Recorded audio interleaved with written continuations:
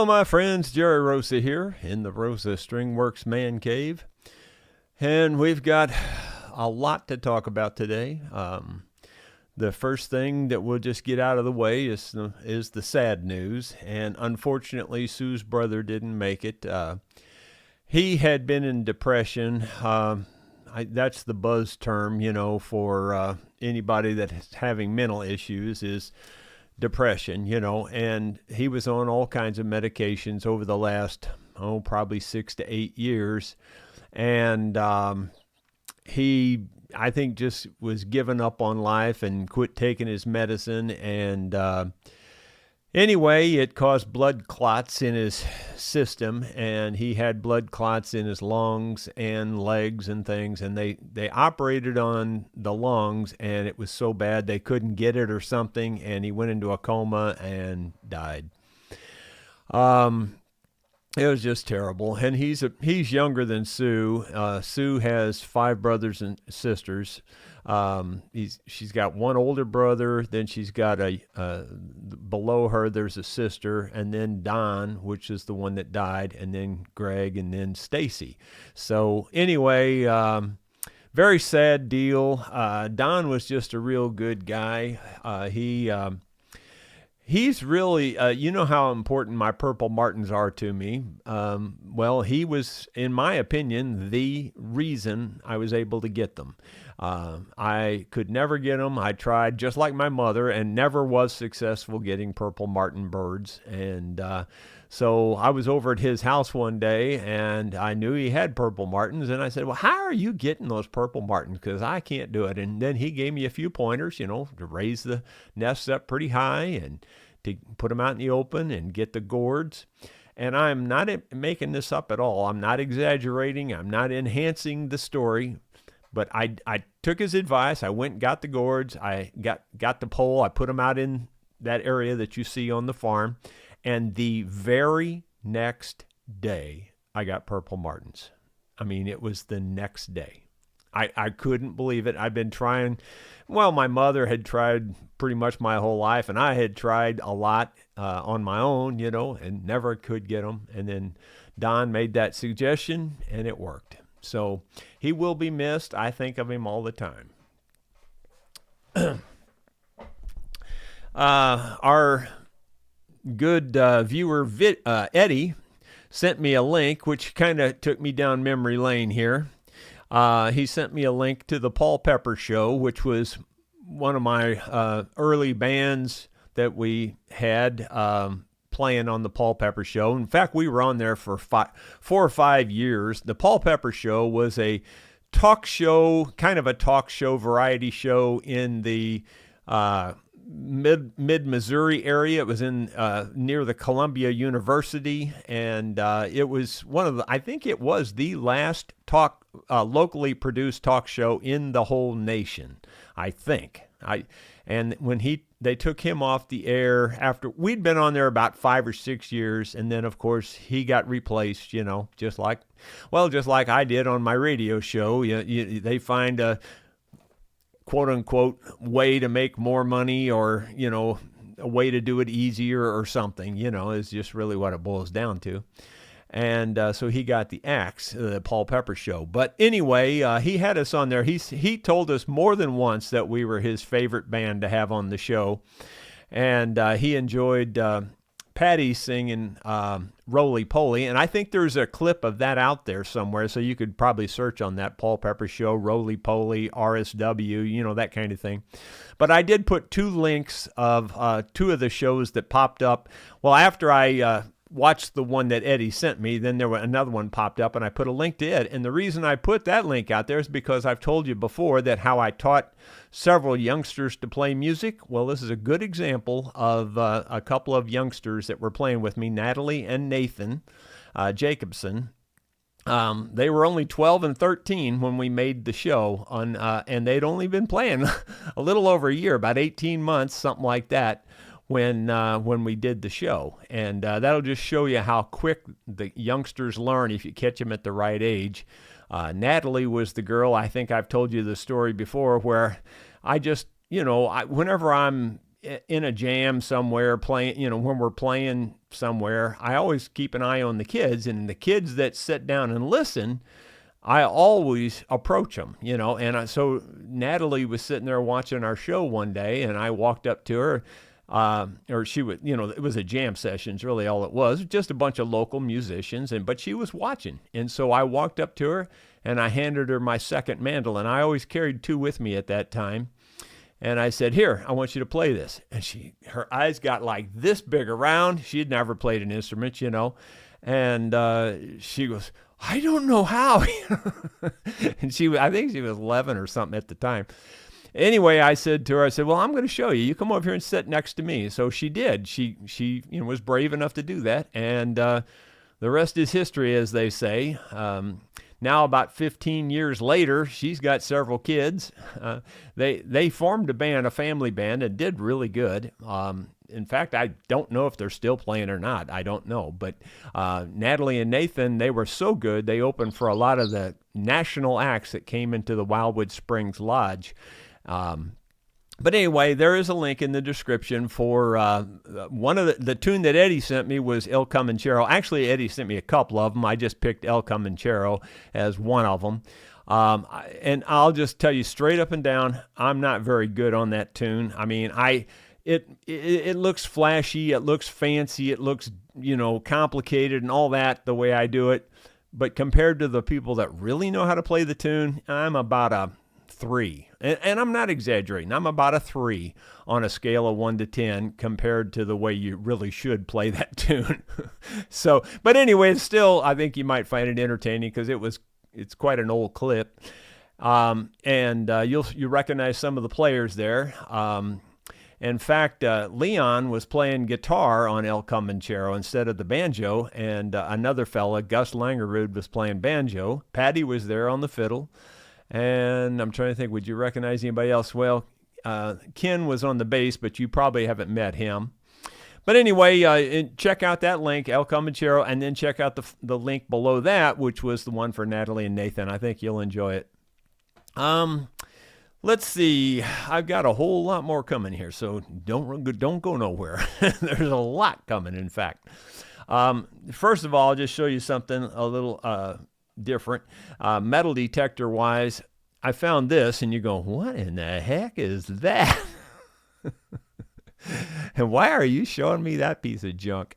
Well, it's just an old thimble is all it is. It's a thimble, and I think I was really kind of happy to find it because in all the metal detecting videos I watch on YouTube or whatever, they're always showing finding thimbles. And I thought, well, why haven't I found one of those things yet? I'm sure they got to be here somewhere. Well, I finally found one. So just a little thimble. Now, this one's different than any of them I've ever seen before. This one's just made out of regular steel. Normally they're made out of either aluminum or I've seen them made out of copper, brass type stuff, and I've seen them made out of silver.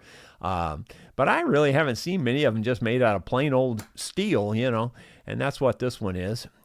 And then I found this thing, and this is just I'm throwing it out there because sometimes you guys figure out what these things are. I do not have a clue what this is. It's smashed, obviously, but on the end, and I don't think this... Yeah, the camera's picking it up a little bit. You can see how it's checkerboarded on the end, on both ends. It's kind of got that little checkerboard. And the middle of it's squished out and looks like that. I'm just curious if anybody would have a guess as to what that is. I didn't even have a good guess. My best guess is some automotive part, tractor part or something, maybe having to do with electrical or something, but then again, these little weirded ends, made me wonder what that would be. But I don't know. Those are just the 2 most weird things I found recently. All right, so moving on past that, I have a little short video clip. This kind of relates to Trump and the tariffs. Now, overall, I got to say I'm pro-Trump. I'm pro-tariffs overall. But then there's this video. My friends, I thought you might want to hear the other side of the tariff issue. Kamita has been shipping me these boxes for me to reship for quite a long time. And there's 3 boxes here now. And I think on just one of these boxes, I'm pretty sure it was just one box because they came in at different times. In fact, all 3 of them came in 3 different shipments. And from FedEx, I got an extra bill for over $3,000 for just one of these boxes. That is ridiculous. I used to get bills and thought it was ridiculous when they would charge an extra $100. Now you got to remember that they've already charged shipping. They come back and tack on all these other fees and things. And now they've added on $3,000 for the same size box that we've been getting all along. Yeah, that's not triple price. I mean, how many times is that more? You know, 3,000 compared to like 150.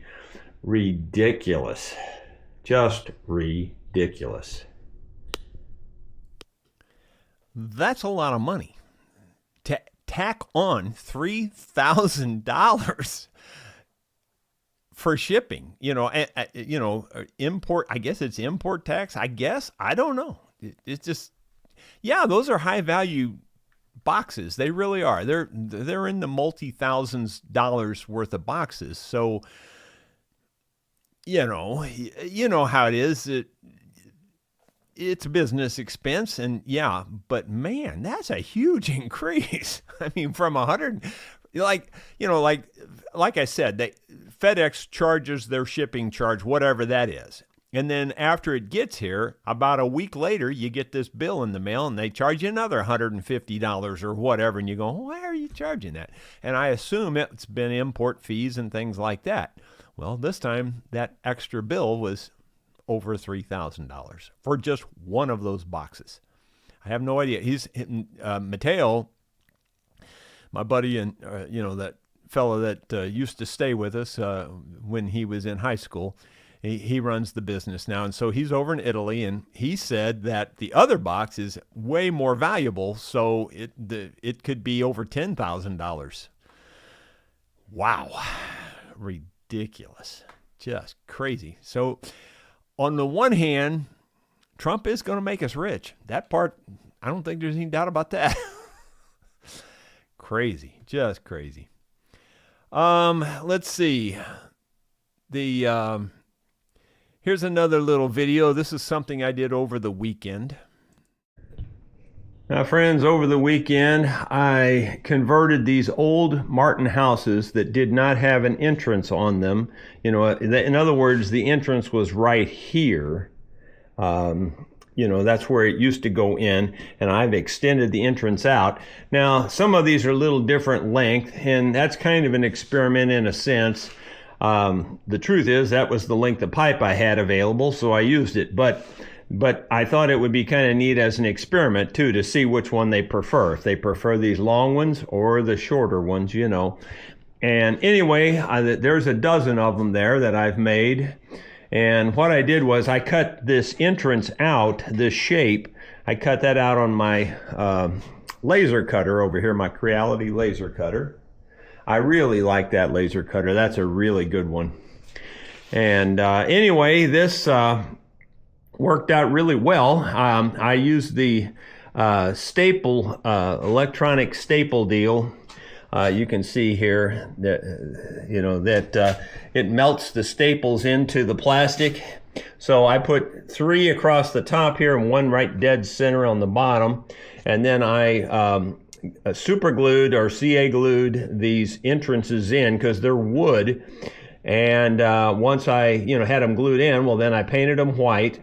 And then I sealed around it with that silicone sealer. So I feel like they're pretty solid. I don't think they're going to go anywhere. They ought to last several years. Those entrances will deteriorate over time probably, but I think they'll last several years.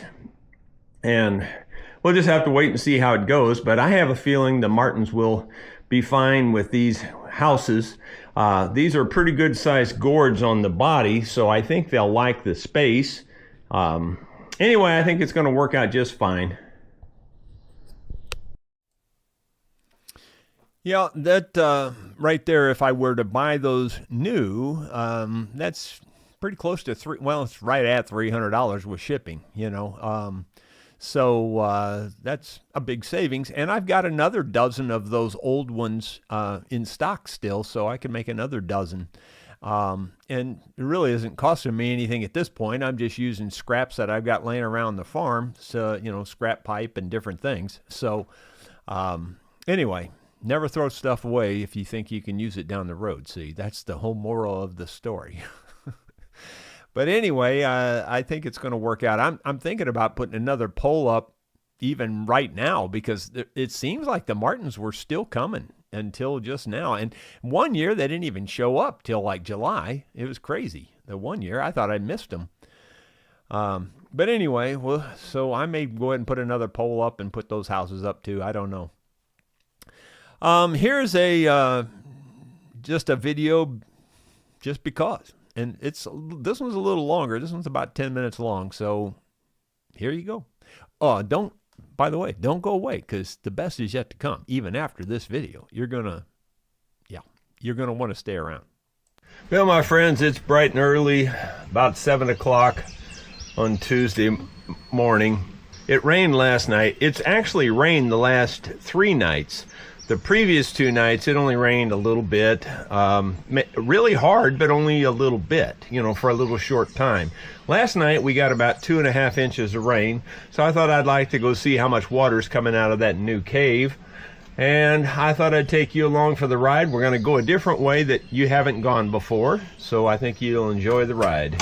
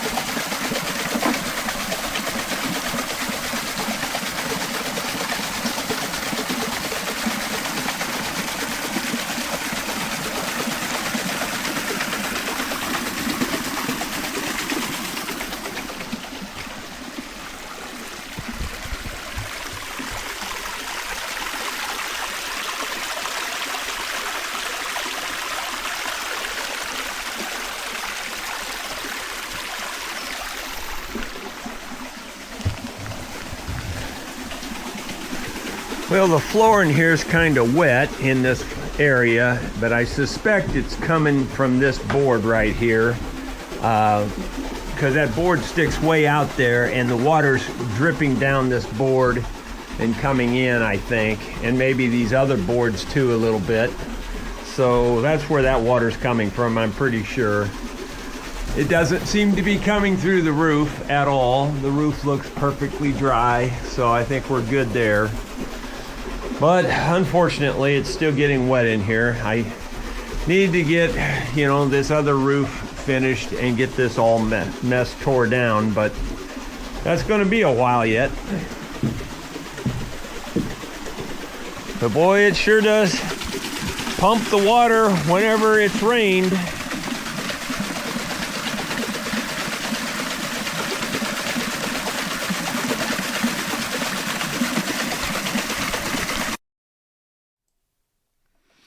Well, there you go. I hope you enjoyed that. It was just a little different way of getting back there to the same place. Yeah, there's at one time, and I mean, I still think there's that many now, but at one time there were 18 miles of trails on the farm through the woods. See, we have 280 acres, and the people we bought it from, Bob, he said that was 80 acres of fields. Well, I don't think there's 80 acres of fields. I actually think there's about 60, maybe, if we're even lucky to have 60 acres of fields. I think that's what we have, and the rest of it's forest, woods. So when you see the farm and you see that giant field and you think, wow, that's a big place. Well, most of that's like a third of it, if even that. Most of it's in the woods. Sue made an entrance and left pretty quick there. So I guess she forgot I was doing the vlog.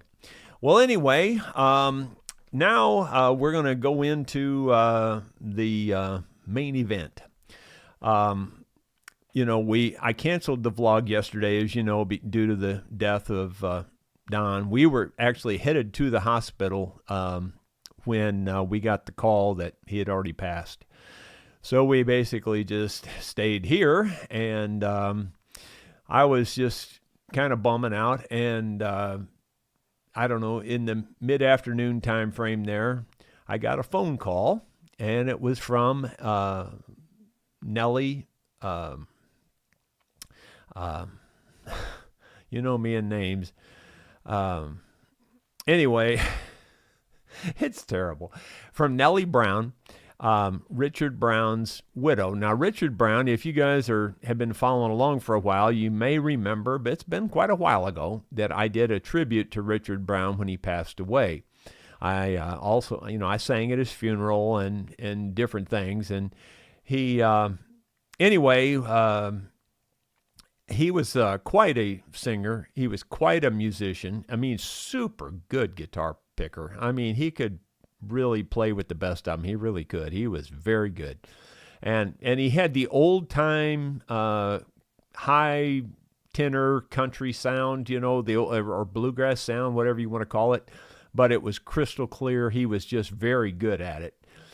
Just always enjoyed playing music with Richard Brown. Well, Nellie called me yesterday afternoon, and she said, I was just wondering if you'd do me a favor.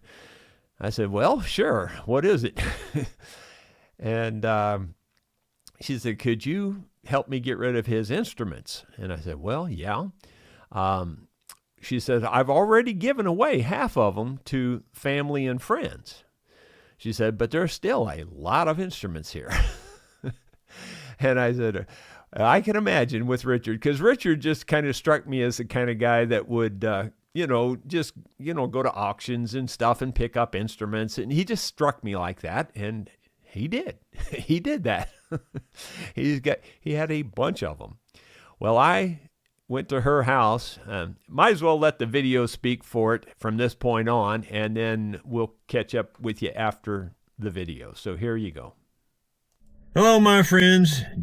Jerry Rosa here in my car.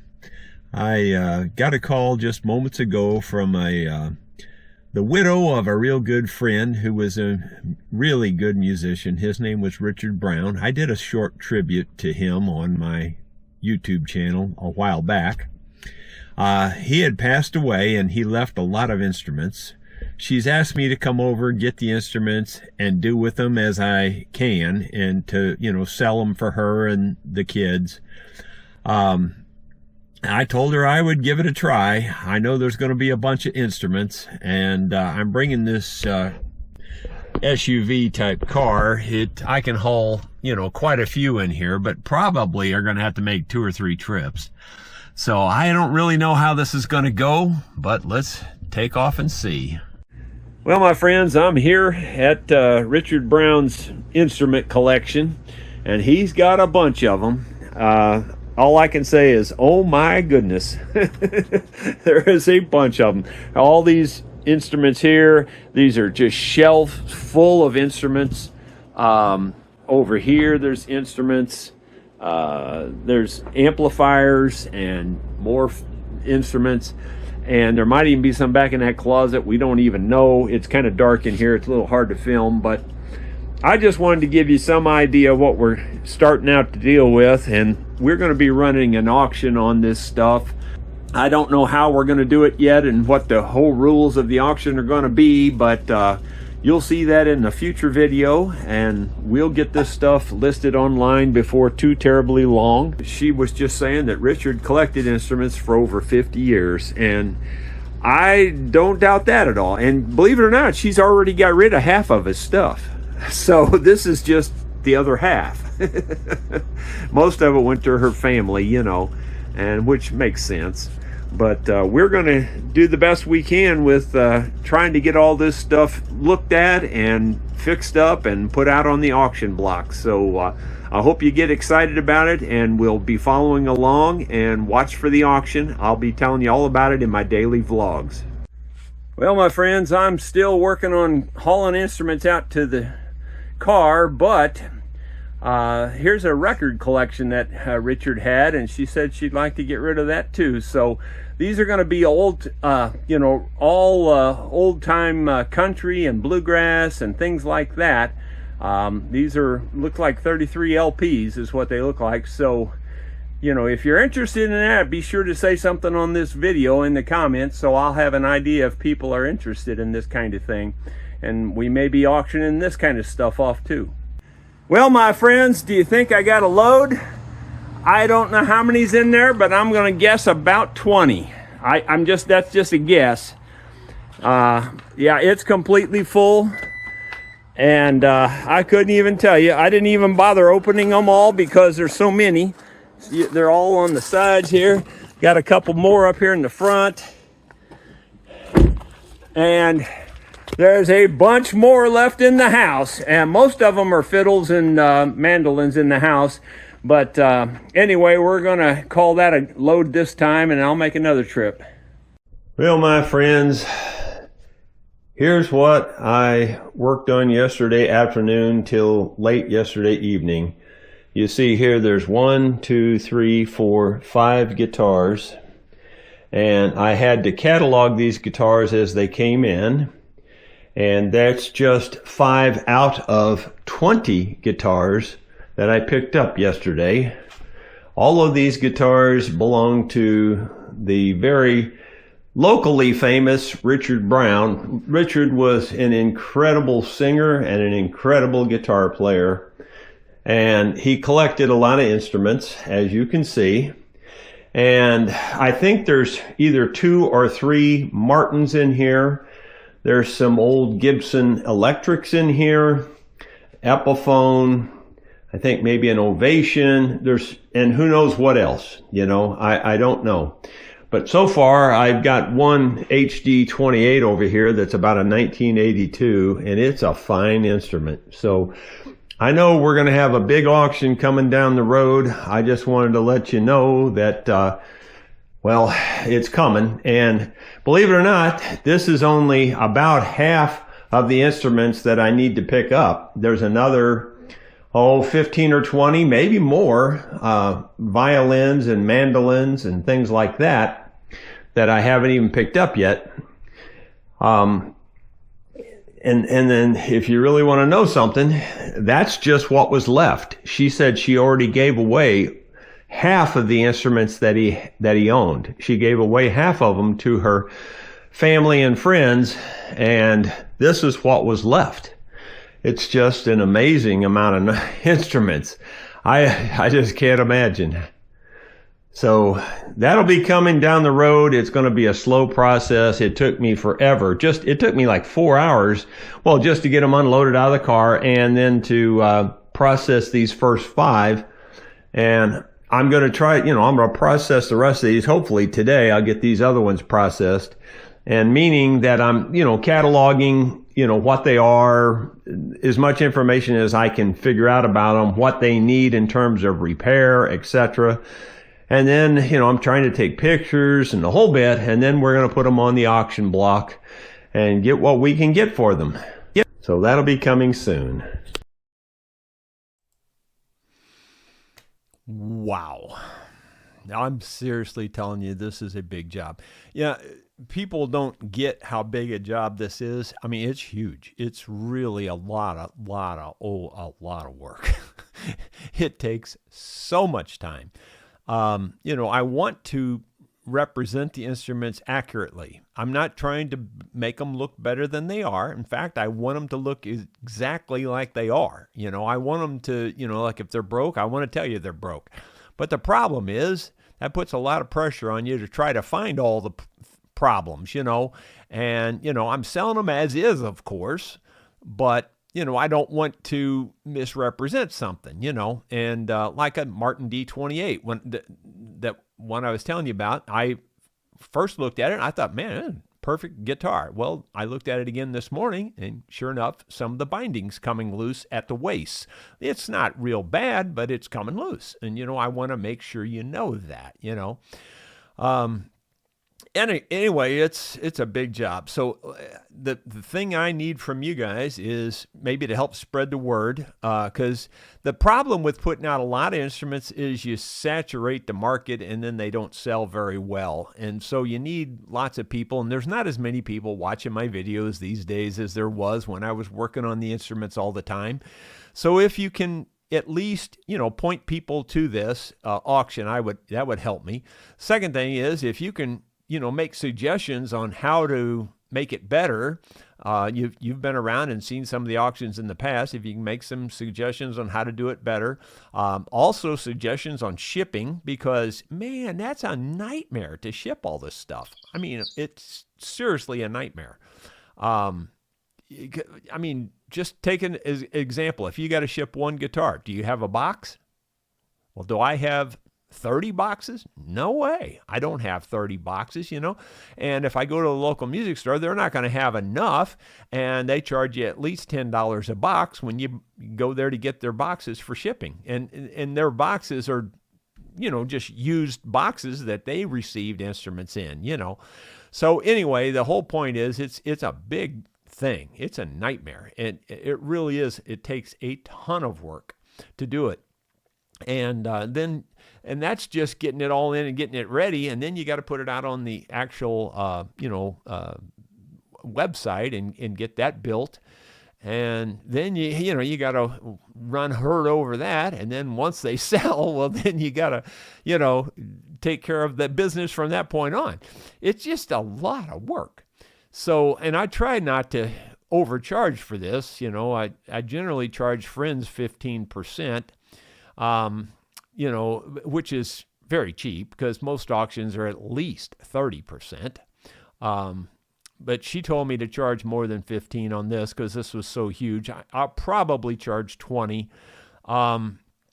And even that, it's not really worth it, to be truthful. It really isn't when you figure the amount of time you spend on it.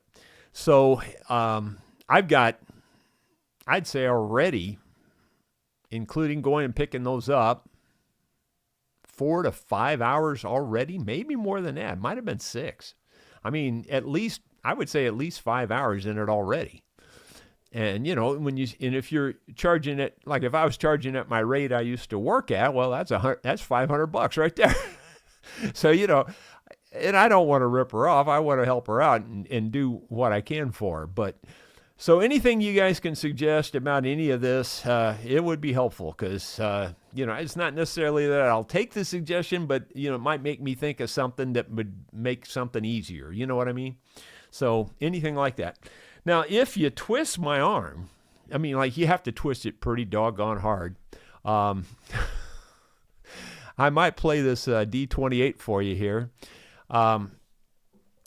It's a nice guitar. As far as I can tell, it ain't got really any big scratches on it at all. Just maybe at least little tiny, love marks. But like we're talking little tiny marks, nothing that matters really. It's a really nice guitar. And there's, now they're not all like this. Some of them are just junk, to be perfectly truthful with you. Some of them are just junk. They would be good, like they're busted and things, and some of them are. And they would be good for luthier projects, for learning how to do luthier and how to fix instruments. They'd be perfect for that. I don't expect those to sell very high, maybe $15-20. I don't know what they'll sell for, But there's going to be just every range of instruments you can imagine. It'll just kind of run the gamut, Let me turn this camera down a little bit. I'm going to try to, I can't really pick a guitar very well, so I can't do much on this, but I've got a new song that I just learned this morning. I thought I'd try to sing it. Here, let me get this microphone over here to pick up the guitar a little bit.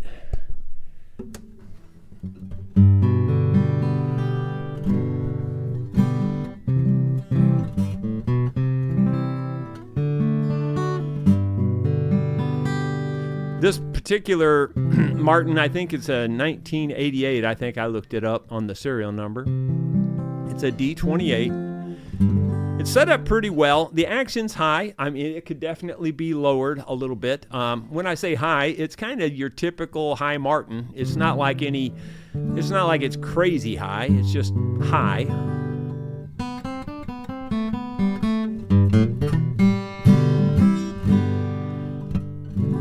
On one hand, I count the reasons I could stay with you and hold you close to me all night long.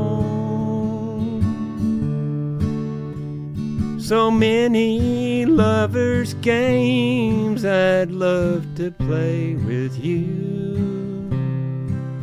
On that hand, there's no reason why it's wrong. But on the other hand, there's a golden band to remind me of someone who would not understand. On one hand, I could stay and be your loving man, but the reason I must go is on the other hand. In your arms I feel the passion that I thought had died. When I looked into your eyes, I found myself. And when I first kissed your lips, I felt so alive. I gotta hand it to you, girl, you're something else. But on the other hand, there's a golden band to remind me of someone who would not understand. On one hand, I could stay and be your loving man, but the reason I must go is on the other hand. Yeah, the reason I must go is on the other hand.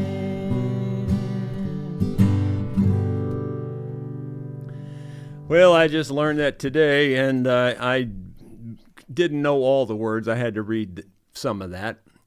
But anyway, that kind of give you some idea about the guitar.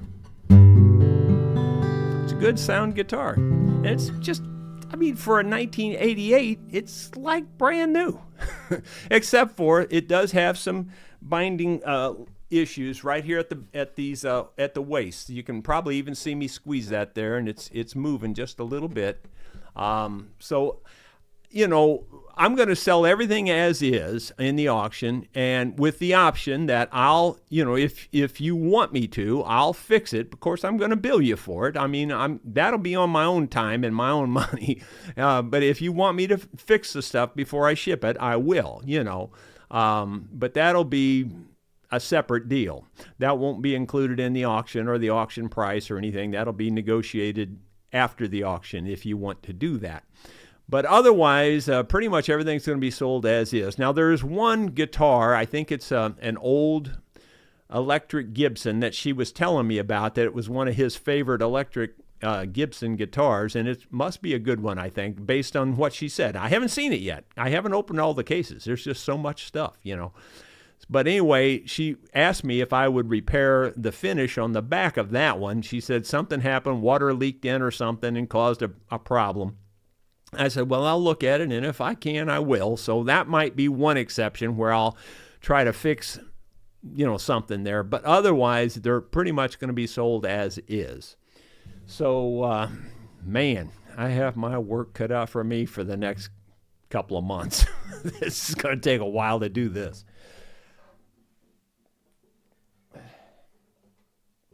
But I cannot say no to a friend, especially a friend that needs, you know, some particular, you know, expertise that I have that maybe nobody else around here has, you know. And I don't know anybody else I could send her to. If I did, if I knew somebody, I probably would have sent her.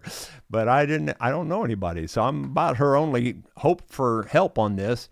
Nellie's not in good health. She, you know, pretty much gets around with a cane and, you know, and she's just not in good health. That's just the bottom line. So I'm trying to help her out best I can. And she even already said, if I pass away before you're done with this, I want you to deal with my daughter, you know. And I said, well, don't worry about it. We'll be sure to take care of you, you know.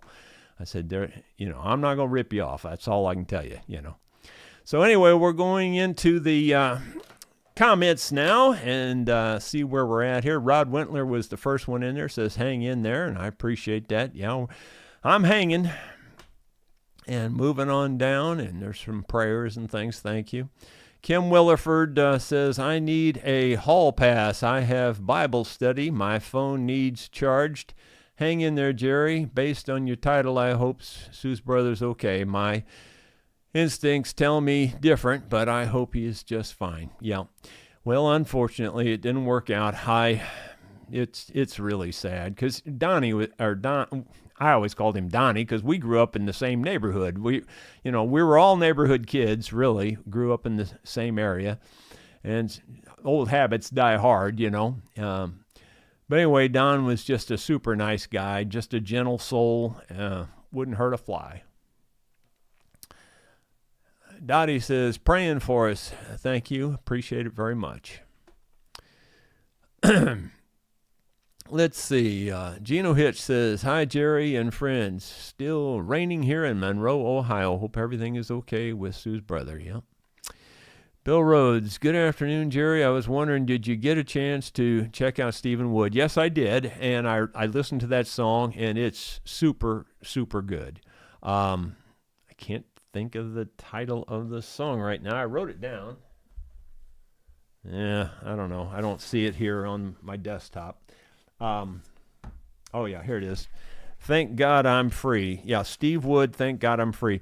It's really a good song. If you want to do something, you know, after we're done here, Google that, anybody, and look that up. Steve, well, actually, it's on YouTube, so you could just go on YouTube and search on Steve Wood, Thank God I'm Free. It's a really good song, and he is a really good singer. You'll like it.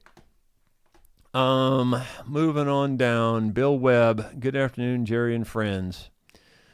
Let's see. Just mainly looking for the question marks, unless something else catches my eye. So if you don't put question marks on it, it may not catch my eye. After we went live, Dottie was in there, and then she says, "Welcome to Sundog Brewing," and I go back up there and I see, "Hi everyone from the high desert of Southern California." Well, yeah, well, welcome. I'm glad you're here. David Tharp says, "Sad news for the family, but not for him. Paul said that to be absent from the body is to be present with the Lord." Yes, amen to that. He was a good guy. He really was.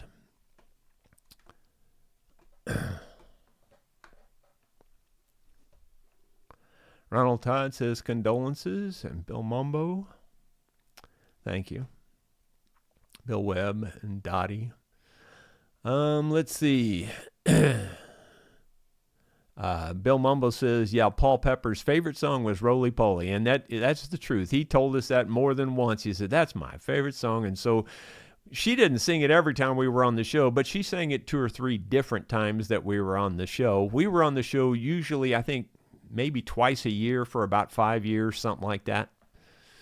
I don't know that all of it's been uploaded to YouTube. I know a number of them were, but I doubt all of them. Let's see. Sidecar Bob, thank you. Let's see. Bill Mumbo. So I guess you've been watching. Bill Mumbo says he's been watching them the last few days. I guess you're talking about the Paul Pepper shows on YouTube. But anyway, if you check out those ones in the link, I think you'll like those. And especially to see the young kids that were playing with me, they made up the band at that point. Zappa says, Jerry, maybe you should put a plaque out there on the pole in memory of Don. And that's a good idea. I might do something like that. And then there's Olaf Serlin Hansen. I saw, there's no question marks, but he said, that's a beautiful memory you shared, and it's uplifting. Thank you. Zappa says, every time I clean up and throw things away, within 3 years, I'm looking for what I threw away. I would say within 3 days or 3 weeks anyway, for me. I mean, I'm not kidding about that. I'll have something laying around here for 2 or 3 years, and I'll pitch it. And then like the next week I go, oh man, I just threw that away. If I'd have saved that, I could have welded that onto here and had that to fix this, and it's just the way it goes. It just works that way. Yeah, and Bruce Ducker says that's his problem too. Yeah, and Tom says, sorry for the loss, thank you. Zappa says, Jerry, pretty soon you're going to have a weed trimmer to like the railroads use to clear the sides of your tracks. Yeah, well, Sue likes to go through, and she loves to run the brush hog, so she runs down the trails and stuff, and I take the brush hog on the front of the skid steer, and I can reach up and clean the limbs that are hanging over the trails too, and get rid of all that too, in addition to cutting the trails themselves. So we got plenty of equipment to maintain them. But when you got 18 miles of trails, I mean, that's a lot of trails. Stop and think about that. I mean, that's a lot, especially over rough ground and through the woods and up and down hills and whatever. Let's see. And the reason I know we had 18 miles, it wasn't like I just made that number up. I actually mapped all the trails with a GPS, and it said we had 18 miles of trails mapped. So that's where I got that from. Yeah, and Bruce Ducker says, my goodness, an instrument player's toy store. And then he says, candy store. Yeah, it's kind of what it is. I have no idea what surprises are left in these boxes. There's 15 of them I haven't even opened yet. I mean, I literally didn't even open them because there's no point in it. You got to get them out of the house and get them here, and then I can go take my time and go through them. And I'm trying to do it where I only have to go through them one time. I don't want to have to go through them 3 times. So I'm spending more time probably than your average on opening them and looking them over and taking pictures and stuff like that. Cataloging them, put them in a spreadsheet, putting my estimated value on them, what I think they should bring, that kind of thing. So we'll see how it goes. And John Nuttall's making a political comment about not to cry about the Trump politics. Well, that's fine, John. I don't have a problem with it. I told you I'm for it, and I'm overall for the tariffs also. I'm not sure that a $3,000 price hike is quite right. Doesn't seem right, but maybe it is. David Tharp, I thought you said a huge instrument auction. They'll all look like they're normal size. Yeah, I guess they are mostly normal size. There's one fiberglass looking or plastic kind of case though that seems to be monstrous. I don't know what that case is. It's shaped like a guitar, but it just seems huge. I mean, it's like real thick and just, I don't know, bulky looking case. I'm curious to get into that. I haven't opened it yet, so I don't know what's in that. It's probably a little ukulele. Anyway, Bruce Ducker, for an instrument collector. Yeah, David Dart. Let's see. Frank Hyland, it's sad when sorting out someone's estate, the purpose and use of the object is lost. Good luck, Jerry.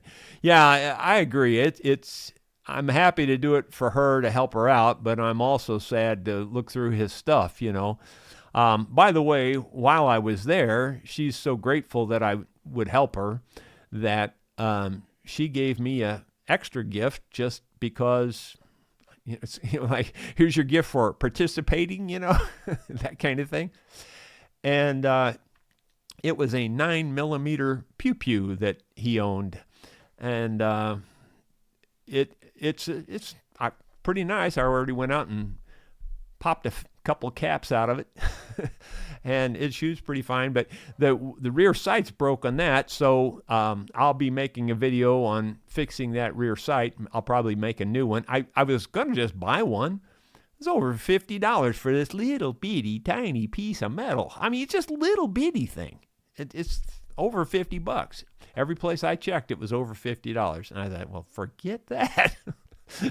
It's not worth it to me for that, But anyway, I'll make a video on making a new one of those eventually. And I do have a video it's a short video, I think, that I'm going to be putting out in the next, maybe even today or tomorrow or sometime soon, about fixing that rifle stock for Mark, Yolanda's other half. He brought that in and dropped that on me and wanted me to fix that. It's that little inlay piece that came out of the stock. So I made a new inlay piece and put it in there, and I've got that done already too. Yeah, it never stops. It just never stops. There's always something. And then moving on, Gary Hayes says, West Virginia, sorry Sue and Jerry about your loss. Well, thank you. Russell Allen, hi Jerry. I am interested in the guitar and record auction. I'm a guitar picker who started out when I was 8 years old. I'm now 75, and my wife says I have too many guitars and records now. Yeah, and then you have to follow up and add on there that I hope she doesn't sell them for what I told her I paid for them. Yeah. There's Mitzi Oden. I haven't seen that name in a long time. Glad to see you back. Jerry, talk to the Chapmans about shipping boxes. They get guitars almost every day. Yeah, I might do that, and they might help me out, especially since they're friends, But that's a 2-hour drive one way. So, but yeah, I thought of that. That did cross my mind, but thanks for saying it. Zappa, Jerry, A sells guitar shipping boxes. A sells guitar shipping boxes. Amazon, I guess. Okay. Yeah, are they cheaper or more expensive? That's a good idea, though. I never even thought to look on Amazon or anything. Gary Hayes, Jerry, you could make a 3-pack guitar, mandolin, and fiddle. They would buy all 3. Well, that's a possibility. I hadn't thought of that either. That, maybe to make some combo sets or something. After I get them all here and cataloged, I'll keep that in mind. That's not a bad idea overall. I might do something like that. Deborah Rice, Jerry, please tell Sue, we are sorry about her brother. Well, thank you. There's Christy Ledger. Well, that's the name, but I bet it's I bet it's Victor. Says request for Thursday, $2 bill. Victor and I watch your vlog. No, I guess it is Christy. Watch your vlog every day and evening. Enjoy the Thursday night jam. Always enjoy. Well, thank you very much. They were my friends I met when up in Canada. And they still have an open invitation to come here. And you can even, now that we have our rental retreat, you can even stay there a night or two if you want to on your way passing through or whatever. Russell Allen, by the way, an interesting side note, my mom's name was Nellie and her maiden name was Brown. My grandmother's name was also Nellie Brown. One of my mother's cousins was also named Richard Brown. Yeah, that is kind of coincidental. It's jumped on me. Okay, I found it. Dottie says, well done on the new song you learned, and guitar sounds wonderful. Well, thanks. I love Randy Travis. It's great. Yeah, I tell you what, we were this close to getting to play music with Randy Travis. You remember Renee, the bass player that you've heard? Well, she's featured on that Waiting song whenever I click on the We'll Be Right Back, and she's singing there. That was Renee. Well, Renee worked at a health food store in Rolla, and Randy Travis was passing through, and we had a jam that evening, and Randy, I think, was staying at a motel or something here in Rolla, I think. Or maybe staying on his bus, I don't know. But anyway, he was in town that evening, and she mentioned to him about the fact that we had our jam that evening. And he says, you know what, I might just come over there to that. Well, he didn't. I wish he would have. That would have been cool, but that would have been really cool. But we got close. Let's see, Bill Mumbo, Randy Travis, a pal of mine loved that song. I just think it's a cool... It's another really well-written song. I mean, I think that's what impresses me the most. It's not even really hard. It's fairly easy to sing too, but it's fairly easy chords. But the thing is, it's really well written. It's just really well written. Frank says, the Martin sounds mellow. It's a nice Martin. Now, you got to know that these strings on all these instruments are very old. And I'm not picking on Richard, but most of the people around here, not just Richard, but they all use the cheapest strings around, which are the Martin, just standard Martin bronze strings. And those things are, in my opinion, not very good sounding.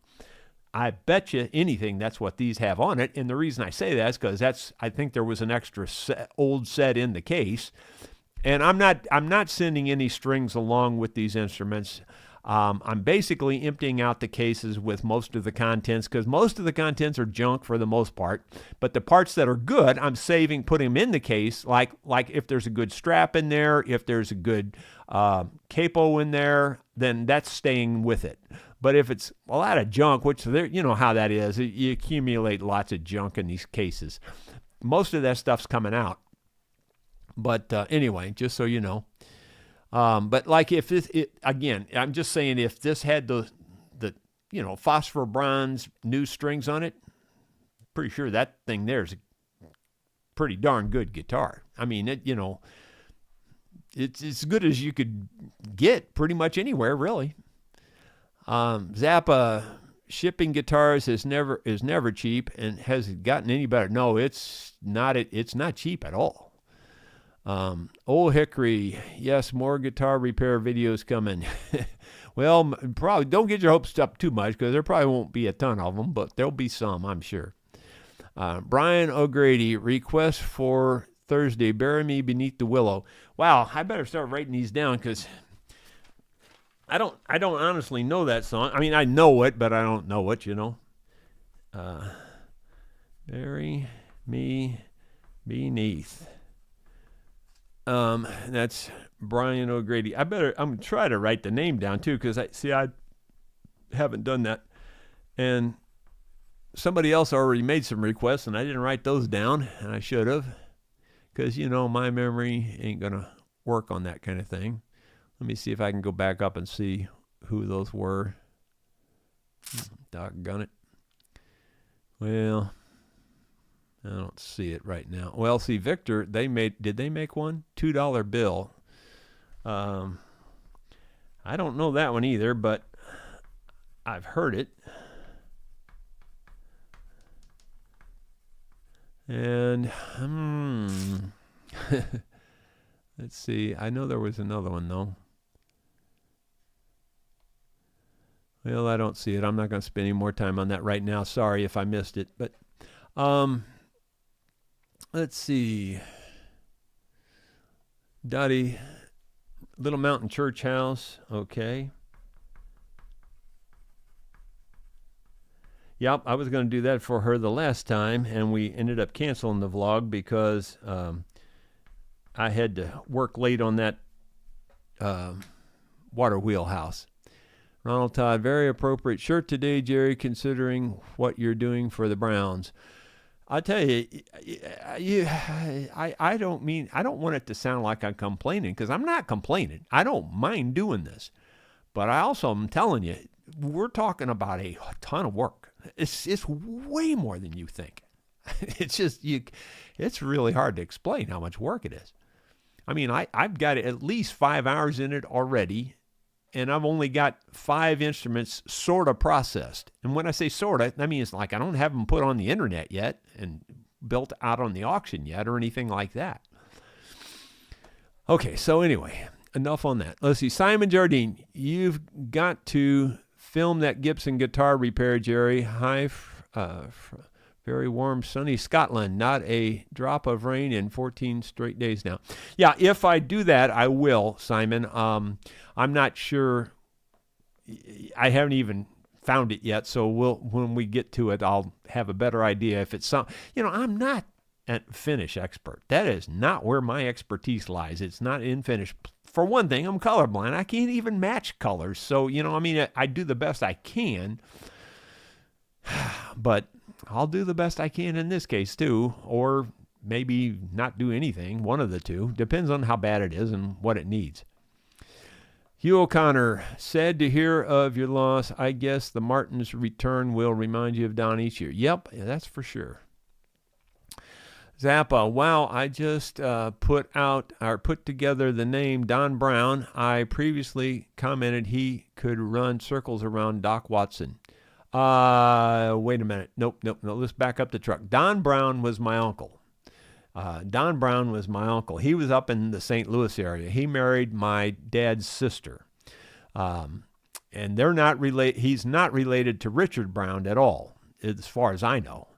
And Richard, I asked Richard that a long time ago, and they're not related as far as he knows either. So Richard Brown is the guy that is a super guitar picker who was a super guitar picker in this area. Don Brown was my uncle. He played mandolin. Don was a legend too. I mean, he really was in Missouri. People called Don the father of bluegrass music in Missouri. Because he started the Ozark Mountain Trio back in the 50s with John Hartford, Don Brown, and Norman Ford. Let's see. Bill Mumbo, Jerry, the gunsmith, new career. Well, Bill, I've always done pretty much everything. I've worked on guns a lot over the years and years. I've built quite a few gun stocks from scratch, completely from scratch.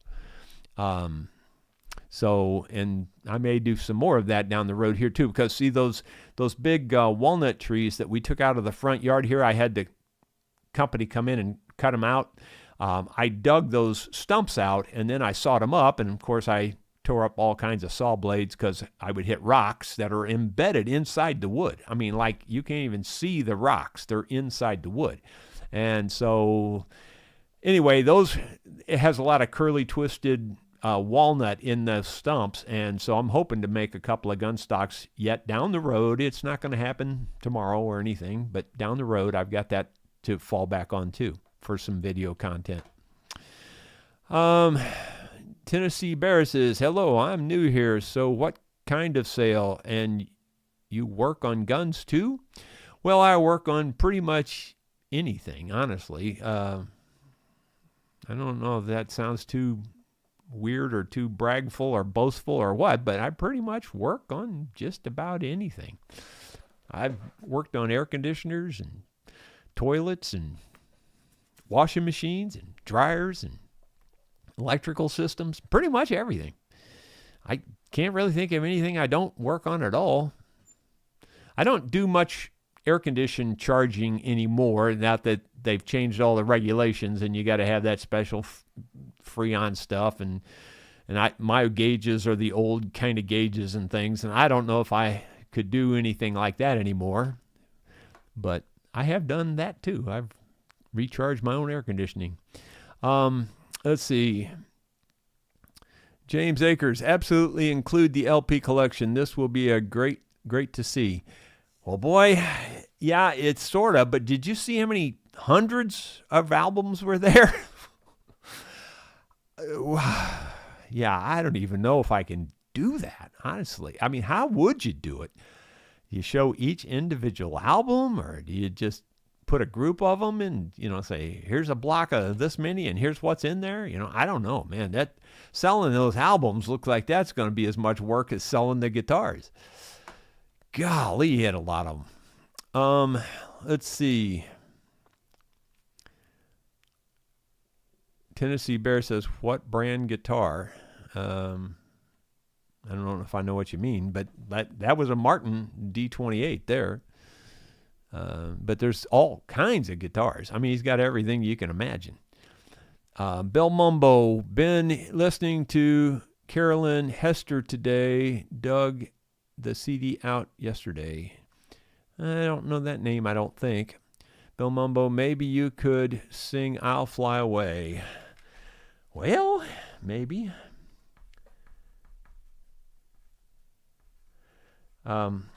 Maybe I could see if I could get Beverly to come over. That would be nice, and maybe she could come, because she sings that song already. But let's see, who asked for that? I just wrote it down. And Bill Mumbo. Okay. All right. Well, we'll see.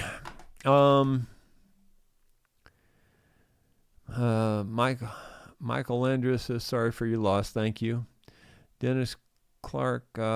Well, you I thank your buddy Trump for the 3,000 billion. Yeah. Well, I'm not complaining, you understand, exactly. It just, that seemed pretty ridiculous. The reason when I made that video, I actually thought it was something on FedEx's end. I really did. But it may just be the import tax now. I don't know. I'm not going to complain about it. Let's see.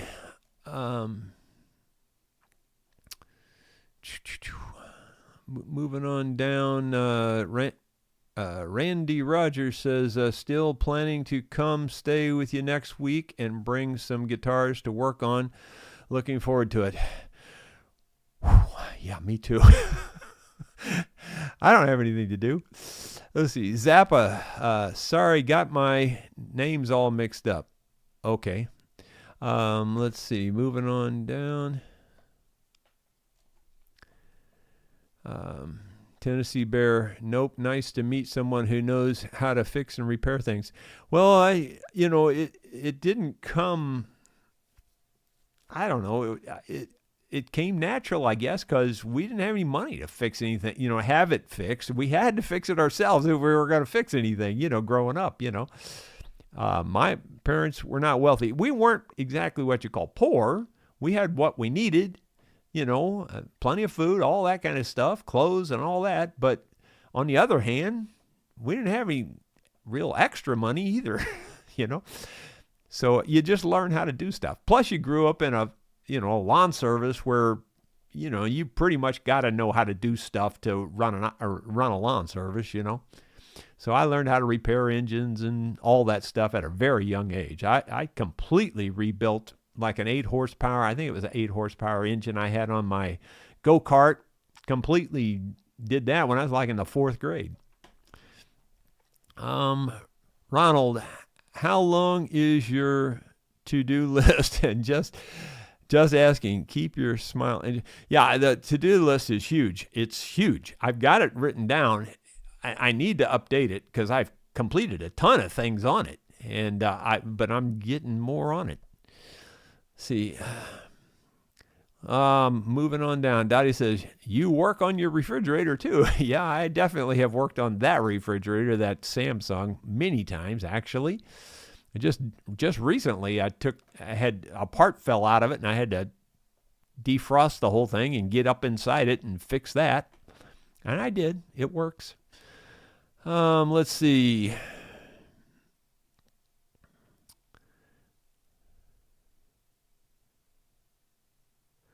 Okay, moving on down. Tennessee Bear there, being a new name and everything, I just thought I'd let you know that if you really want me to, and this goes to everybody out there, I'm not just singling you out, but if you really want me to be sure to read your comment, put 3 or 4 question marks in the front of it. That way I notice it. And otherwise I may not notice it because I'm not a very good reader. I'm a very poor reader, in fact. I have to look at something 2 or 3 times to understand what it says. And Tennessee says that's the way he was brought up too. You had to fix your own stuff. That's for sure. We really did. Zappa says selling albums is just not worth the trouble. I gave a large number of albums to used album dealer just to get rid of them. Yeah, that's kind of the way I feel about it. I may do it in lots. I may say like, here's 25 albums, and maybe just put a price on them or something. I don't know, but we'll figure it out. I'll say, here's what's included in 25, but I'm going to help her get rid of everything because that's what she wants, and I'm not going to back out on her. Frank Highland, I learned how to repair stuff out of necessity. We could not afford to pay someone. That's for sure. That's exactly where it came from. I don't know if I said this already or not. I was going to tell you probably yesterday, maybe that's what made me forget it, was on that last video I put out, where I replaced that drive shaft on that Polaris Ranger. That was not easy. It was difficult. But in the scheme of things, it only took 3 or 4 hours. I don't think it took any more than 4 hours. And the one of the comments said, oh, you should have just taken that to the dealer, Well, okay. You're going to spend an hour round trip to the dealer each time. Hour there, it's half hour there and half hour back, same way. So and then you got to go pick it up. So there's 2 hours you've already spent. Then they're not going to do it cheap. You're not going to get out of there for less than $600-800 if you're lucky, and I would say closer to $1,000 would be more realistic these days, especially at these kinds of dealers, because they see you walk by and they're charging you $50, So anyway, you're not going to get out of there cheap for sure. Plus the 2 hours you've got to throw away. Well, I threw away 4 hours, and it only cost me $40 in parts. So there you go. Yeah, it was frustrating. It was a pain in the neck, but $40 is all it cost.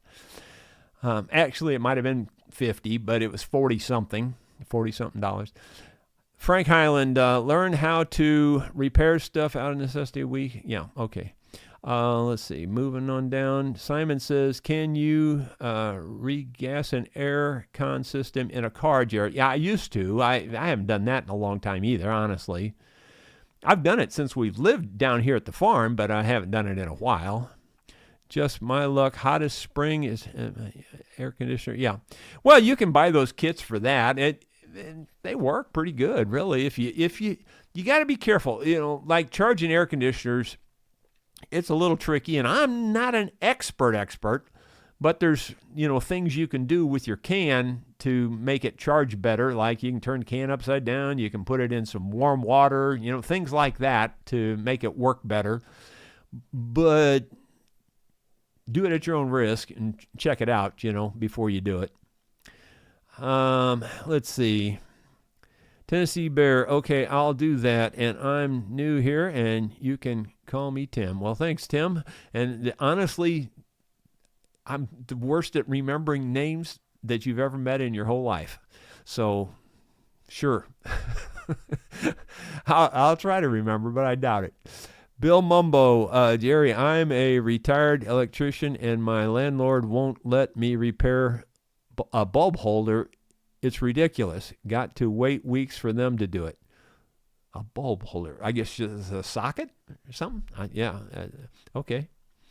Yeah, well, being a retired electrician, you'd think he'd jump at the chance. John Nuttall, Jerry, reach out to Mary Spinder. I've seen her videos. She might spread the word or bid on some. That's an idea. Well, it's not a bad idea, I guess. Let's see. Dottie Hillebrand. For Kim and myself, could you play Help Is on the Way? I'll write it down.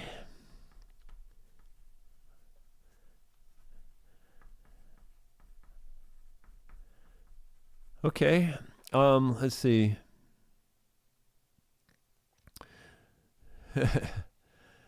Yeah, Tennessee Bear says, I don't remember names anymore either. I understand. Well, this is not an anymore situation. This is my whole life. I'm not exaggerating when I say that. I have never been able to remember names. I don't know what it is. It's names and titles and the names of things.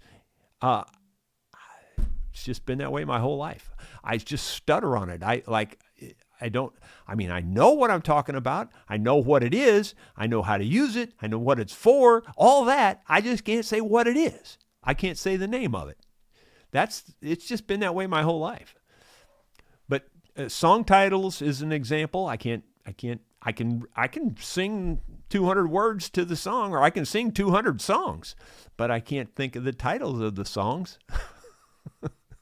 Until I sing them, and then often the title's within the song, and I can remember what the title is. Then it's just my little thing I carry around. It's nothing I can do about it. It's just the way it is.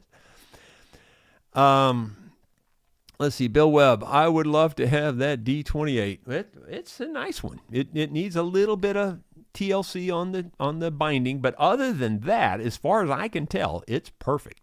I mean, you could lower the action a little bit too. It's not super high. It just needs to be a little lower to make it really play good. Wouldn't hurt anything at all if it was just a little lower. But it's perfectly playable the way it is. Randy Rogers says my brother-in-law and I are a couple of 67-year young and would be glad to lend a hand when tired of messing with guitars. When we get tired. Okay. Well, yeah. We'll see how it goes. Yeah, John Foss says you might be dyslexic and don't know it. Well, I think that's for sure something like that. I know there's something wrong with the reading thing. It's been that way my whole life. Like I said, see, this is probably contrary to most of you. Most of you, if the teacher called on you to read something, you just, you might not like it exactly, but you'd read it, Well, me, that was like my biggest fear, was she was going to call on me, or usually it was a female teacher, although later I did have a couple of male teachers. But anyway, I was always afraid they were going to call on me to read something out loud in class. Now, if they, conversely, which is exact opposite of most of you, if they'd have said, Jerry, stand up in front of the class and tell them how to build a rabbit trap, I'd have said, yep, no problem at all.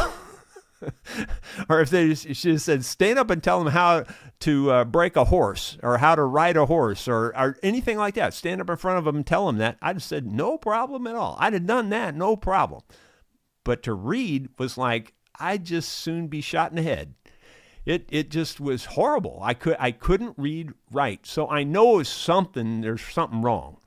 It was always that way. It's improved over the years because you just kind of learn how to work with it, And then writing was not a problem. I could write no problem. Because in fact, I used to write super technical documents for AT&T on these systems I would design. And they'd be, I'd go to a meeting and I wouldn't even take a note. And I mean, like it'd be a 3-day meeting. I wouldn't even take a note. I'd come back and write a 500-page technical document on how it went, and then I'd pass it out to everybody, and they all had their right to revise it, and they would send me their revisions. I'd incorporate whatever revisions they made, and often there were no revisions. You'd be surprised. I was really good at that. But reading, not so much. Now, I could read what I wrote because I knew what I wrote. I don't know how to explain it. It's just weird. But I think I am some sort of a dyslexic. I just don't know what it is.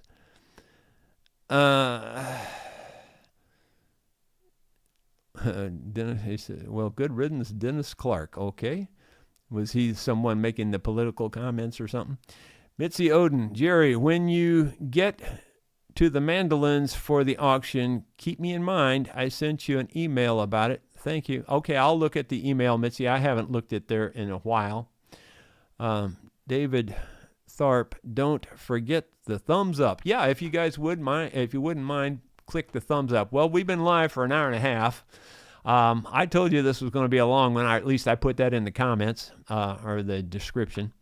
John Foss says, you rode the short bus, didn't you? Well, I rode something.